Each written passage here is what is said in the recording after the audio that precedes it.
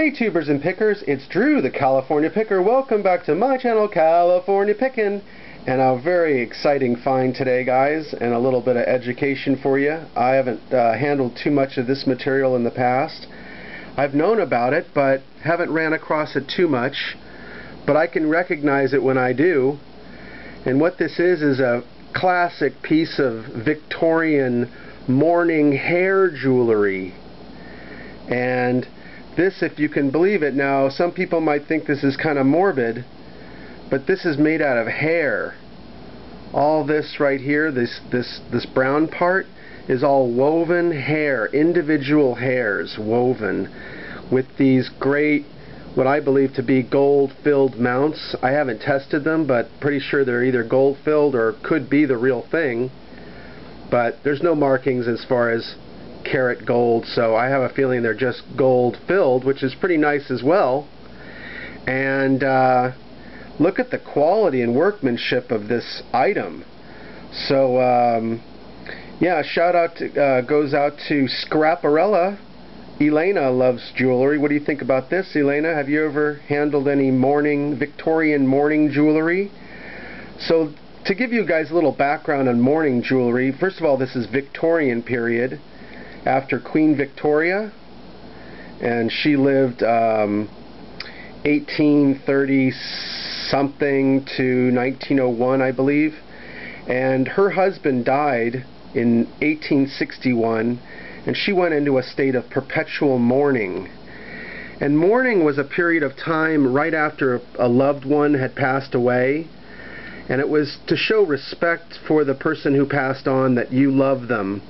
And very often pieces of hair from the loved one would be made into jewelry like this, sometimes into lockets and into rings and into bracelets, necklaces, watch fobs, and the like.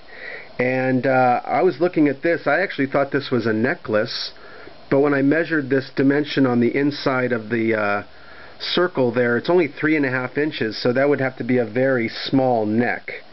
But look at the beautiful workmanship on this item, guys. Wow, look at this.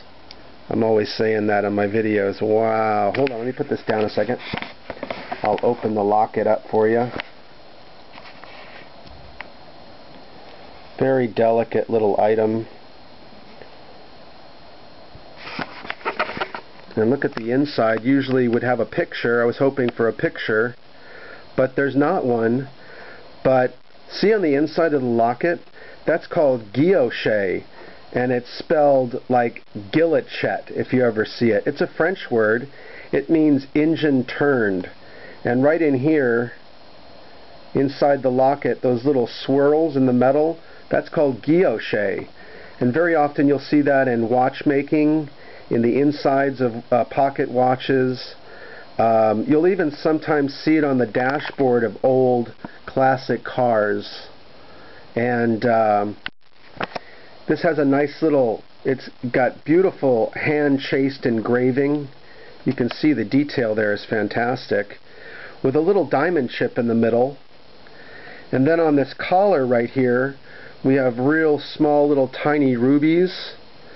And there's a little seed pearl right there in the middle, and another ruby right there. And this collar is all hand chased as well. Let's see if we can see any better with a magnifying glass. Look at the detail on that baby. And look at the hair. Check out how long this would take you to make this. Do you remember when you were younger, you used to make those keychains out of the woven plastic material? Well, this is the same process, just with tiny little hairs. Look at that. That's like a box stitch right there, moving into a single swirl. And this is all dense, by the way. Sometimes the hair jewelry can be very kind of loosely woven, almost like a net. But this is all dense, densely woven. Look at those tiny little knots. Who would do that? Who would have the time to do that? So we go to a box stitch, into a single swirl, and then into a double swirl. Really fantastic changing in the pattern making. But you can just imagine how labor intensive that would be. And this is very cool. On this end we have a very nice long post clasp, and that's how they used to you know, secure your necklaces way back when, hundreds of years ago. And that's always a good sign. That's a classic Victorian long post for your fastening purpose. And then this was a very telltale sign right here. I wouldn't have really known exactly too much until I saw this, and it's a little coin, tiny little coin with got a little hole punched in it, and it says 10 ora, O-R-A, and on this side, let's go to the other side, is the more important part, and it's King Christian the 9th, it appears to be, and it says Conge AF Danmark, D-A-N-M-A-R-K. That's Denmark, and it's got a date of 1875, I believe, and that's going to coincide to something that happened in history commemorating this Christian the 9th. Now, I've read a lot about Christian the 4th, and here's a nice little blurb in Wikipedia going up here talking about hair jewelry. And you can read here, hair work or jewelry made from human hair has appeared throughout history of craft work. Hair has often played a part in myths and legend. In the Swedish book of Proverbs, one can read the rings and bracelets of hair increase love. In Denmark, at Rosenborg's palace, there is a bracelet of precious metal with a simple braided lock of hair, a gift from King Christian IV, 1577 through 1648. And then another one commemorating the execution of King Charles of England, 1600 through 1649, circulated among the faithful and supporters. Other famous people who owned hair jewelry are Napoleon, sorry, screensaver. God, I hate that. Come on. Napoleon, Admiral Nelson, Queen Victoria, of course, who made it famous. Now, Queen Victoria, as I said, she went into a state of perpetual mourning, and the mourning periods are very kind of strict. And I believe that the closer you are to the person, the longer you are supposed to mourn the loss of your loved one. And like I said, very often they would make this hair jewelry out of the hair of a loved one.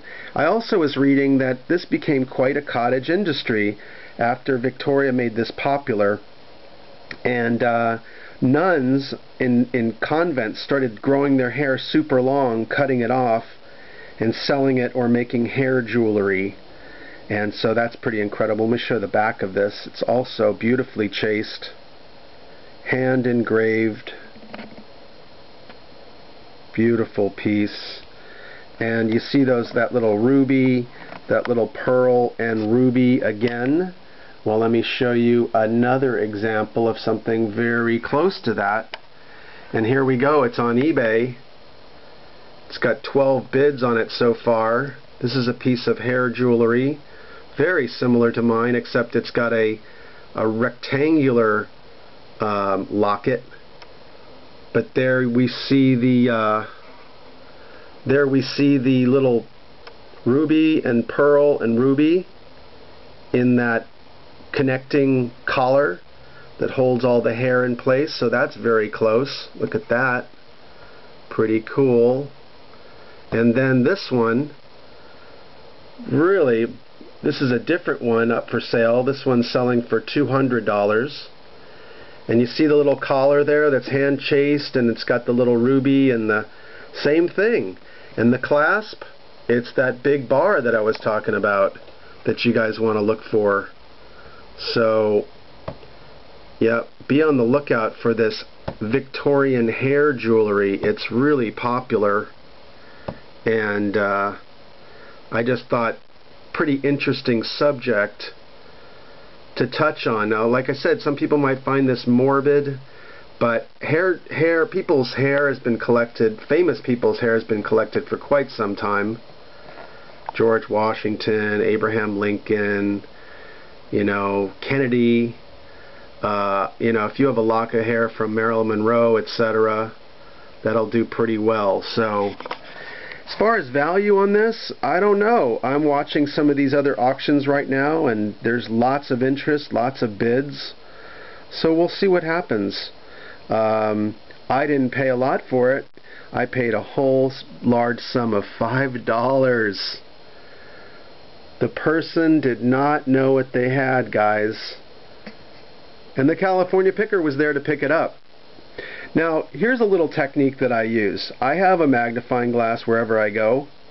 What I do is I find something interesting, I have the magnifying glass in my hand, and I'll ask, if something's interesting, how much is this? Or what price do you have on this? Or, what do you got on that?